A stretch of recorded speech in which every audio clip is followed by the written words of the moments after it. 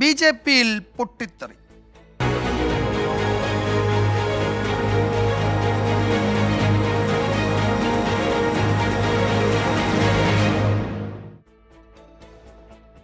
ഉപതെരഞ്ഞെടുപ്പ് തോൽവിയിൽ ചേരിപ്പോര് തുടരുന്നതിനിടെ ബി.ജെ.പിയുടെ നിർണായക നേതൃയോഗം കൊച്ചിയിൽ പുരോഗമിക്കുകയാണ്. പി.കെ. കൃഷ്ണദാസും എം.ടി. രമേശും യോഗത്തിൽ പങ്കെടുക്കുന്നില്ല.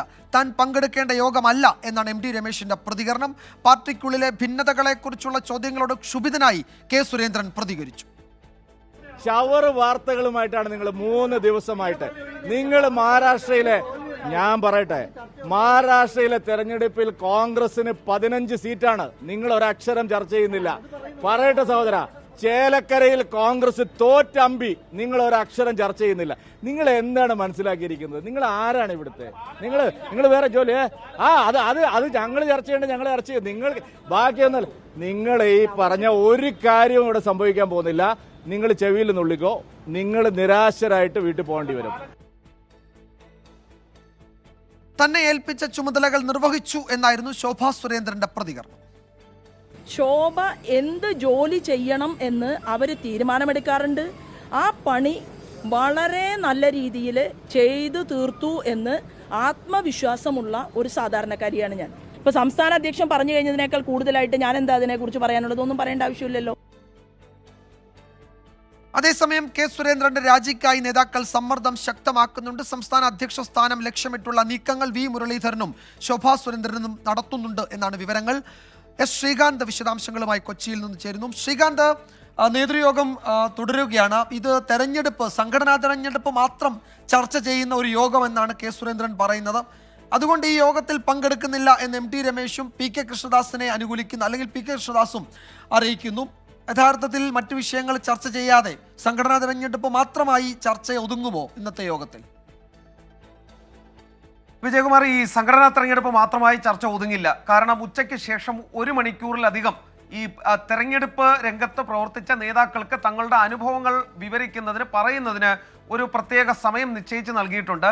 ആ സമയത്ത് സ്വാഭാവികമായും ഇത്തരം വാഗ്വാദങ്ങൾ, പ്രശ്നങ്ങൾ, വിവാദങ്ങൾ ഇതെല്ലാം ചർച്ചയാകും എന്നുള്ളത് ഉറപ്പാണ്. പരസ്യ പ്രതികരണം അടക്കമുള്ളവ അതിൽ ചർച്ചയ്ക്ക് വരും എന്നുള്ള കാര്യത്തിൽ ഒരു സംശയവും വേണ്ട. ഇരുഭാഗവും ആലോചിച്ചുറപ്പിച്ച് തന്നെ വരികയും ചെയ്തിട്ടുണ്ട്. ഇതിനിടെ അതൃപ്തി പരസ്യമാക്കി പി.കെ. കൃഷ്ണദാസും എം.ടി. രമേശും അടക്കമുള്ള നേതാക്കൾ ഈ യോഗത്തിൽ നിന്നും വിട്ടുനിൽക്കുകയാണ്. നമ്മൾ എം.ടി. രമേശിനെ വിളിച്ചു ചോദിച്ചിരുന്നു പങ്കെടുക്കുന്നില്ലയോ എന്ന്. ആ ഘട്ടത്തിൽ പറഞ്ഞത് താൻ പങ്കെടുക്കേണ്ട പരിപാടിയല്ല, അത് സംഘടനാ തെരഞ്ഞെടുപ്പുമായി ബന്ധപ്പെട്ട പരിപാടിയാണെന്നാണ് അദ്ദേഹം പറഞ്ഞത്. പക്ഷേ എം.ടി. രമേശിന്റെയും പി.കെ. കൃഷ്ണദാസിന്റെയും പേരുകൾ ആ വേദിയിൽ ഇരിക്കുന്നതിന് വേണ്ടി സംസ്ഥാന വക്താവ് ടി.പി. സിന്ധുമോൾ 2 തവണ വിളിക്കുകയും ചെയ്തിരുന്നു. ഇതിന് കൃത്യമായ മറുപടി ഈ നേതാക്കൾ ഇനി എന്ത് പറയും എന്നുള്ളത് കാത്തിരുന്ന് തന്നെ കാണണം. ഒരു കാര്യം ഇതിൽ പറയേണ്ടത്, ഈ പാലക്കാട് നഗരസഭയിലെ പാലക്കാട് ഉപതെരഞ്ഞെടുപ്പിലെ തിരിച്ചടി മാത്രമല്ല നിലവിൽ ബി.ജെ.പിയിൽ ഈ പ്രശ്നങ്ങൾക്കെല്ലാം കാരണം. നേരെ മറിച്ച് ബി.ജെ.പിയിൽ സംഘടനാ തെരഞ്ഞെടുപ്പാണ്. ഡിസംബർ ജനുവരി മാസങ്ങളിൽ അത് പൂർത്തിയായി പുതിയ ഭാരവാഹികൾ എത്തേണ്ടതുണ്ട്. സ്വാഭാവികമായും അതിൽ അധികാരത്തിലേക്ക് എത്താൻ ആഗ്രഹിക്കുന്ന നേതാക്കളുണ്ട്. നിലവിൽ ജനറൽ സെക്രട്ടറി സ്ഥാനം, ദേശീയ ജനറൽ സെക്രട്ടറി സ്ഥാനം കിട്ടാത്ത സാഹചര്യം വന്നാൽ തിരിച്ച് കേരളത്തിൽ തന്നെ സജീവമാകാൻ വി. മുരളീധരൻ ലക്ഷ്യമിടുന്നുണ്ട്. തൽക്കാലം കെ. സുരേന്ദ്രനെ കൈവിട്ട് അദ്ദേഹം സ്വതന്ത്ര നിലപാടെടുത്തിരിക്കുകയാണ്. അദ്ദേഹത്തിന് ആഗ്രഹമുണ്ട് എന്നുള്ള വിവരമാണ് പുറത്തുവരുന്നത്. ശോഭാ സുരേന്ദ്രന് കാര്യമായി തന്നെ ഇതിൽ താല്പര്യമുണ്ട്. ഇന്ന് ശോഭ ഈ യോഗത്തിൽ പങ്കെടുക്കുകയും ചെയ്യുന്നുണ്ട്. RSSന്റെ പിന്തുണ ശോഭാ സുരേന്ദ്രന് ഇതിൽ ലഭ്യവുമാണ്. അങ്ങനെ വിവിധ നേതാക്കൾ സംഘടനാ തെരഞ്ഞെടുപ്പ് ലക്ഷ്യമിട്ട് അധ്യക്ഷ സ്ഥാനത്തേക്ക് കണ്ണും നട്ടിരിക്കുന്നുണ്ട്. കെ. സുരേന്ദ്രന്റെ രാജിക്ക് മുറവിളി ശക്തമാകുന്നുണ്ട്. ഇതെല്ലാം സംഘടനാ തെരഞ്ഞെടുപ്പായി കൂട്ടിച്ചേർത്തുകൂടി വായിക്കേണ്ടതാണ്.